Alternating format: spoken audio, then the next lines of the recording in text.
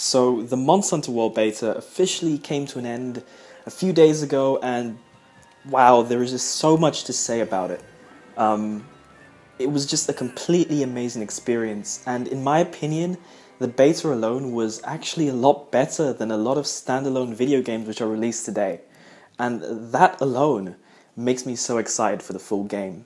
So I really just wanted to run through a lot of my thoughts and just general reactions to the beta while showing you some gameplay which is completely unrelated to what I'm going to say in this video, but I thought it would just be a nice thing for you to watch whilst you listen, or just watch or listen, it's up to you.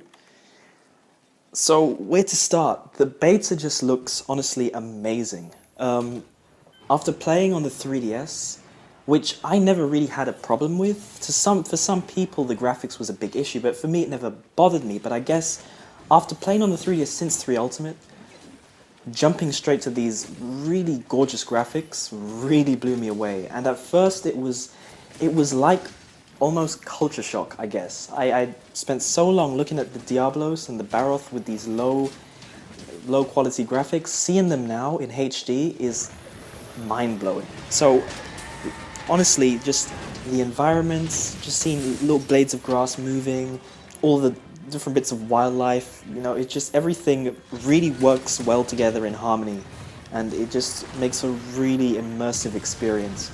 I mean, there were moments that I actually got lost trying to look for the monster, and I'm pretty sure a lot of you actually had the same experiences. I remember trying to make my way up to find the Rathalos in its nest, and this was back when I first started, and I had no idea how to get there, and I was just lost. And I know this actually sounds like a bad thing. I mean, of course, after a while, you're going to get used to the maps, and you're going to know exactly where to jump, exactly where to climb, exactly which paths to take to get to the target monster. And I think this is something that you have to really give credit to the developers for spending so much time, putting so much detail into their maps. I mean, there are actually locations within the map, within the ancient forest, where you can go and find small cave, like wall paintings and cave paintings. And I just wonder how much this adds to the lore, and this is something that I really want to investigate and explore, in the next couple of days, and maybe even make a video about it. The weapons. Okay, so hear me out. The moment I actually did play the demo for Generations at Comic-Con, I was just completely turned off by the way the weapons felt. I felt it was a complete downgrade from Monster Hunter 4 Ultimate, and I was really disappointed. But Monster Hunter World just completely reverses that. It says, nope, we don't like the way the weapons felt in that game. We want our weapons to feel like, they're actually weapons of destruction. And that's how it feels. Like the Greatsword, it feels like you are, destroying things with it. And that's amazing. I mean, we haven't had that feeling since 4 Ultimate, and I'm glad it's back. I mean, the hit stop lag is amazing. Pulling off those true charges is awesome. When you're using the charge blade and you're swinging around, you can actually feel the weight of the shield itself in axe mode, and that's great. I mean, the insect glaive feels really light when you're slashing it around, and when you do make contact with the monster, it feels really juicy, it feels nice. It just makes you more immersed in the game. And the fact that we've now got the, well, I know Double Cross on the Switch does have the Rumble feature, but now that we're getting the Rumble feature with just everything in general, like, monster roars, attacks, weapon usage, it really does add to that feeling of these really heavily weighted weapons, and it makes the experience so much more fun, in my opinion at least, anyway. So as for the new weapons, and, well, not the new weapons, but their new moves, I feel like a lot of weapons have gotten changes that they really needed to have. So if you've seen 2 of my videos, I am actually in love with the Greatsword in Monster Hunter World. The Greatsword is one of my all-time favorite weapons in general, and the fact that I can now parry through attacks using the tackle move is amazing, because I feel like this is something the Greatsword always needed. Like, there would be so many times when I would be locked into a charge, and I just thought, great, here we go, I'm going to get knocked out by the monster. And now that I've got this tackle, I can actually just, block straight through a monster's attack and then combo into a stronger charge, into a strong charge or a true charge. And that is really cool. In general, the weapons, like the longsword, I can't remember the exact name, but that new evade it gets where you can slide back, almost like the Brave style animation for evading. That is honestly amazing, and I'm actually pretty disappointed that I didn't get more time to try out the longsword in the beta, but I'm really hoping that we get a demo sometime in January if we do, so I can actually get a bit more time hands-on with the longsword before the full game comes out.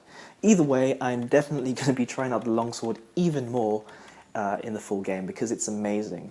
I mean, I'm not really a lance user, but I've been told that the lance is now back to how it was in Monster Hunter Tri. Correct me if I'm wrong, so that's great. That's great for lance users. You know, the bow is amazing. The hunting horn is been upgraded. It's great.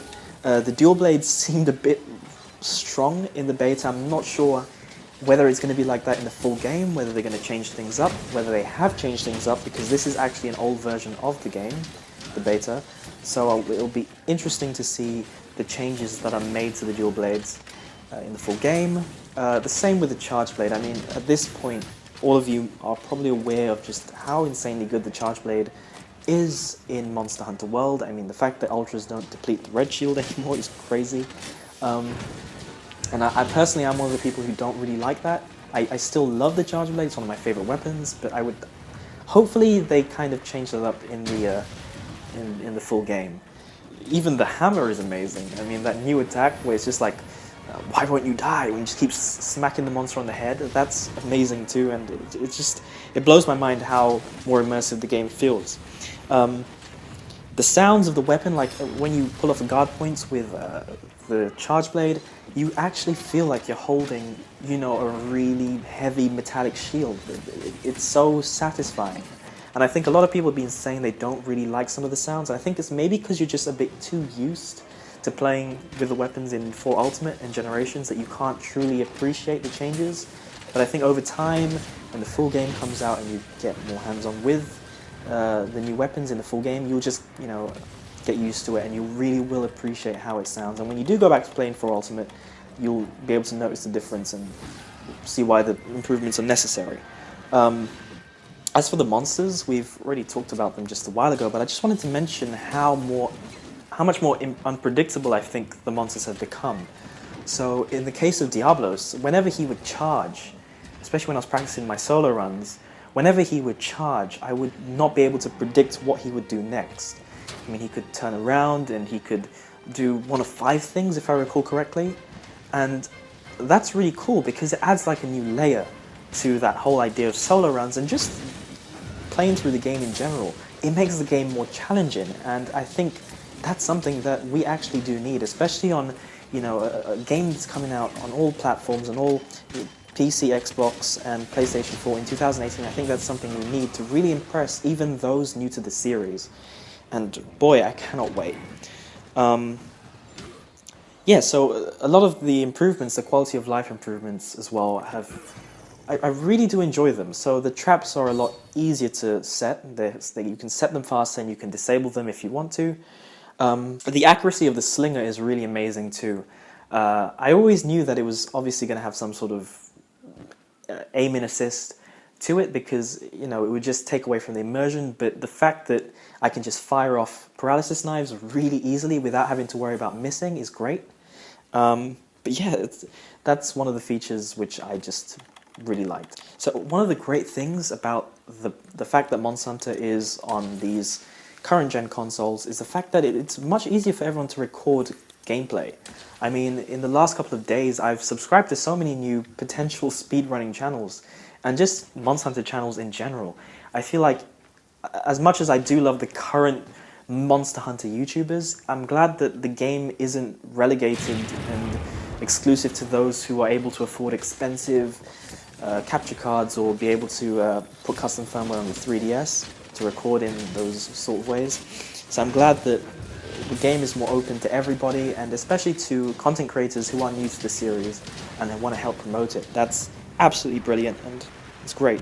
As great as the game was, I do think that there were aspects to it which I didn't particularly like. I thought the HUD felt a bit... I don't know how I felt about it. Like, I felt like the chat being on the right-hand side, very light. It was a bit easy to miss. I mean, in older Monster Hunter games, the chat for me was one of the most fun aspects of multiplayer. being able to see the funny things people would post. It adds to the fun, and in Monster Hunter World, the beta, I didn't really pay attention to it.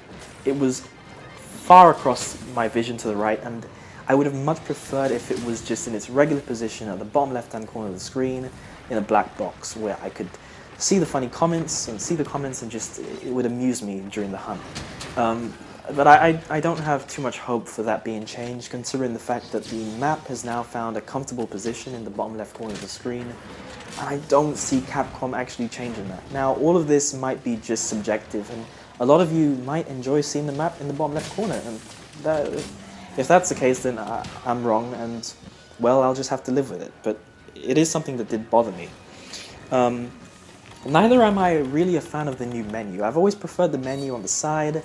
When it pops across the screen, well, I guess it's more of a thing that I have to get used to. I mean, there isn't actually anything wrong with it, but I'm just not really sure why Capcom had to make the change, if you understand where I'm coming from.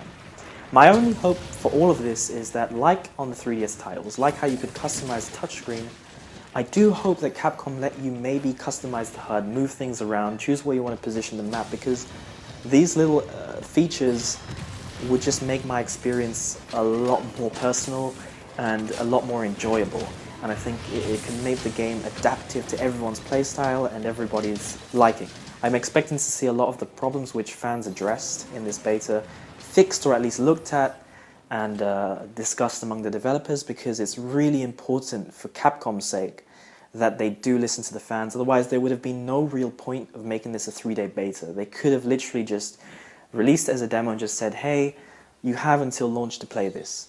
There would have been no point, and I think this is something which needs to happen. One of the worries that I had, now, a lot of solo runners, just people in general, decided that the Rocksteady mantle was arguably the best mantle in the beta because it gave you, resistance to knockbacks and high-grade air plugs. I really do hope that those skills aren't relegated to the Rocksteady mantle.